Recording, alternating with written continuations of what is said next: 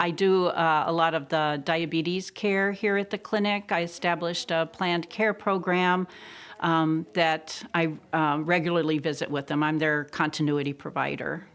So I had not ever used telehealth before the pandemic last year, 2020, yes. And I felt like if this was the way I could reach the people that needed the care, that, I would do anything to reach them. But while the clinic was closed, we did only video and telephone. And the choice was really, I think most patients would prefer video because they would just smile when the video would come up, and it was like I could see you, And because I do chronic disease management, I always wanted a blood pressure. And some of my patients, it's more critical that we look at their blood pressure because they have a history of elevated blood pressure and they're on medication.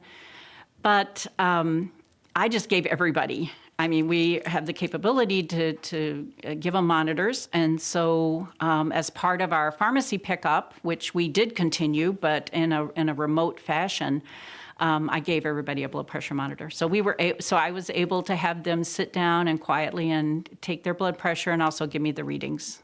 So that was a really good thing that happened. There are ways to get the care done, and that's what I felt like telehealth really gave us, that option that became very important. So now that we are able to offer face-to-face visits, as we still have the option of the virtual visits. And we've actually embedded that into, like, when I am finished seeing a patient or I request that somebody come in, I have the option. And then the patients have the option. So on both sides, the provider side and on the person seeking care, they have the option to request it. Now, some patients are still requesting telehealth or virtual because their work schedule, because of transportation. And I think they just, preferred that. And for the kind of care that I do with chronic disease management, we can still review labs. So I feel like it really is a very viable alternative. Sometimes it's the only alternative.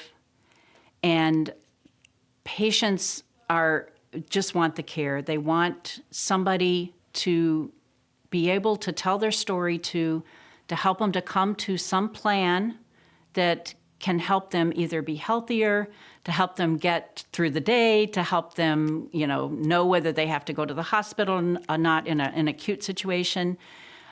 But I feel like it's also opened up so many possibilities for the future to be able to reach out